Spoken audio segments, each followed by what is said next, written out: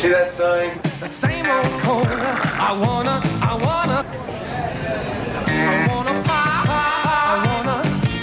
No shirt, no shoes, no dice. I wanna taste pizzazz, all the great taste Shasta has. I wanna learn it, know it, live it. I wanna thrill, I wanna wow, taste it all, I wanna know. I wanna I wanna Shasta. Well,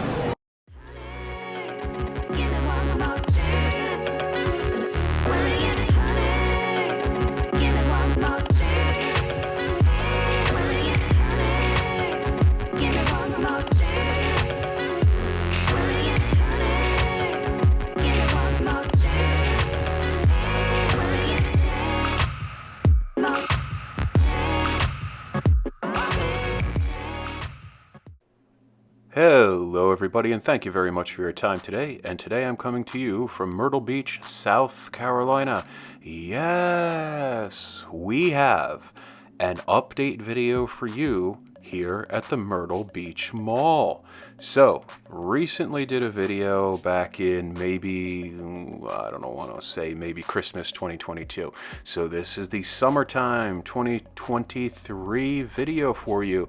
And the mall is dead as ever. So we are walking in through the food court area, as you see here.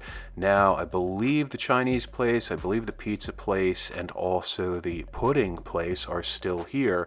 But there are a few more stores that have left. So this walkthrough, we are going to see a bunch of the vacancies. There's a lot of mom and pop locations that are at this mall, and there are a few anchors that are hanging on here. First of all, you do have Bass Pro Shops, so we will definitely check that out in a few moments at one end of the mall. Then at the other end of the mall, you have Belk. So Belk is hanging in there. You also have the AMC Theater, but one of the best things about this mall, one, for being a YouTube channel, it being a dead mall, but still that's a sad thing, is that this has one of the best arcades that you will ever see in a dead mall. So for those of you that are Cincinnati Mills folks, if you're in the dead mall community, you will definitely remember Arcade Legacy that was at the Cincinnati Mills Mall. So that was the best arcade in a dead mall. Now, Player's Choice Myrtle Beach has actually taken that top spot as the best arcade in a dead mall. And guys, what you're seeing right here, these pinball and arcade machines, that's not even stuff that you can play. That's the owner's personal collection. This is actually the arcade, and I'm going to do a separate video so that you guys can check it out, so please watch out for that. I might have that out in the next few days, so please subscribe if you haven't already. Now, what's really great about the arcade is that also next door, the owner of the arcade has a really great comic book and pop culture shop, and also he has arcades and also more pinballs in there. And another cool thing about it is that every single game in the place is only 25 cents per play. So this being the Charleston Pinball Arcade channel, I want to give a lot of respect to the owner. His name's Adam. Great guy. He's got an awesome collection. His machines are very well maintained at that store. So guys, if you are in Myrtle Beach, definitely check out MB, Myrtle Beach Player's Choice, and also check out the Pinball Arcade Museum for Myrtle Beach. That is definitely a great place. Also, I have another video coming out concerning that place. And that's not at the mall. That's actually a little bit closer to the convention center. So as we continue to walk through here, you'll see off to the right side, we actually have a gym, a mom and pop gym that is in the mall. So really cool, taking up a lot of square footage. Definitely nice to have not just mall traffic, but also gym traffic coming in. And a lot of malls out there today, you'll see the Planet Fitnesses, which is definitely cool, but definitely nice to see an independent mall that's not a franchise type setup. Now here is Bass Pro Shops. This is the entrance from the mall. You do see the gate down. Now you can enter Bass Pro Shops from the door on the left side there, and then you have to go through a little bit of a stanchion to get through. This is the inside map of Bass Pro Shops. This is a massive Bass Pro. So guys, if you again are in the Myrtle Beach area, it's worth the drive to check out Bass Pro Shops. They've got great displays in there, a lot of great equipment if you're into fishing, hunting, camping, all of that stuff. Now this is the train place here at the mall. Now this is a volunteer organization, I believe, and there's several folks that put these displays together. Now this place is only open, I think, 2 days a week. I think I might catch the sign here. No, I didn't stop, but I think it's open 2 days a week. I believe it's like Wednesdays and Saturdays. But again, if you're in Myrtle Beach and you are into trains, you definitely want to check out that setup there. Really cool display. So now we're going to start to head back towards the main center of the mall where we entered with the food court and also with Player's Choice. Now off to the left and right sides here, yes, you do see mom and pop businesses. A lot of these businesses are like theaters or like some type of like local playhouse type organization, so that's pretty cool. I believe there's also a few churches that are here in the mall, so definitely a wide variety of stuff here going in the mall, but unfortunately it's not enough for the mall to not be called a dead mall. So really the money mall of Myrtle Beach that has a lot of vendors and stores is going to be the Coastal Grand Mall. So again, if you're in Myrtle Beach, check out both malls. It's really worth your time. While it's certainly a mall walkers mall here at the Myrtle Beach Mall, it's still cool to come and see the things that are here. Now, as you see here, as we move forward, just in front of us, that was the old Annie Ann's. So much respect to Annie Ann. Sorry that you're gone.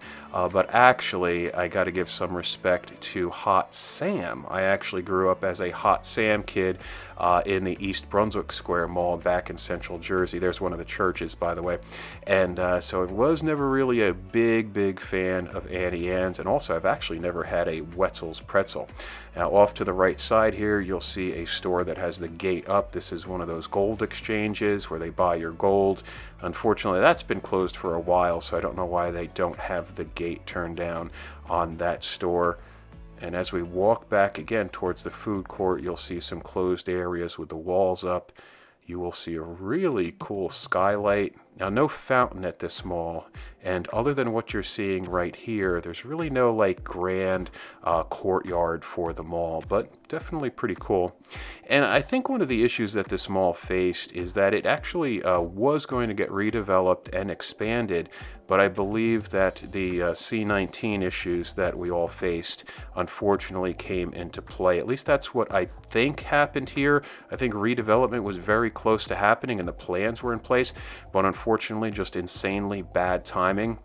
So hopefully things can change for this mall. I do know that, with Belk being here, at least it's hanging on a little bit, but the Belk really isn't that impressive. It's a midline Belk. It really doesn't have the high-end clothing. There are some Belks, let's say, I believe in the South Park Mall, a few other malls that definitely have some really high-end clothing, but this is more of a midline Belk. Now that cabinet place off to the right side, that was actually open when we walked past, and then I guess the person that's running it was like, yeah, I'm out of here, and they closed it. And this was actually filmed earlier in the morning, so this was around opening time. So you're going to see a lot of mall walkers, not a lot of traffic. You see a piano place. Now here's our first Belk.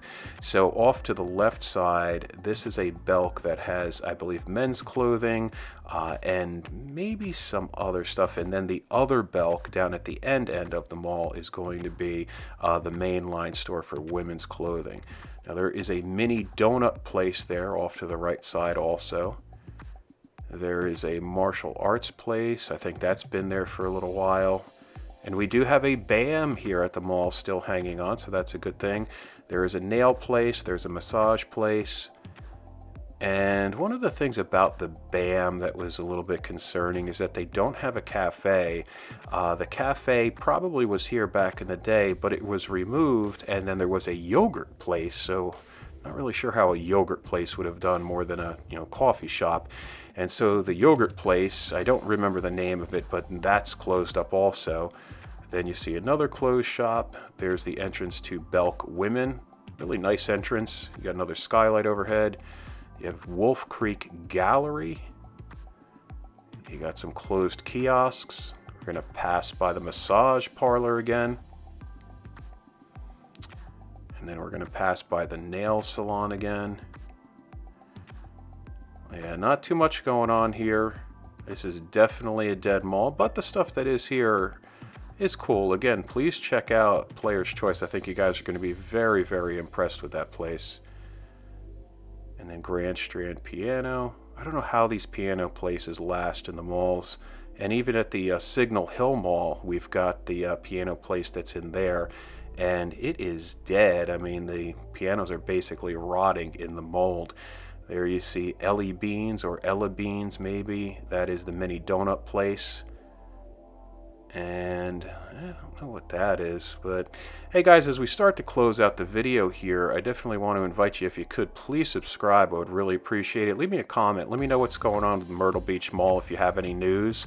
There's the closed Ruby Tuesdays. We're actually going to check that out before we leave. We're going to take a look inside. The windows are all disgustingly smeared with fingerprints and grease. So there you got your standard Ruby Tuesday. I wonder how the salad bar was back in the day. I wonder who sneezed all over it. So, unfortunately, let's take a look in the door here. And then we are going to be walking out of the mall, guys. Last view of Ruby Tuesday, and we are out. We will see you in the next video.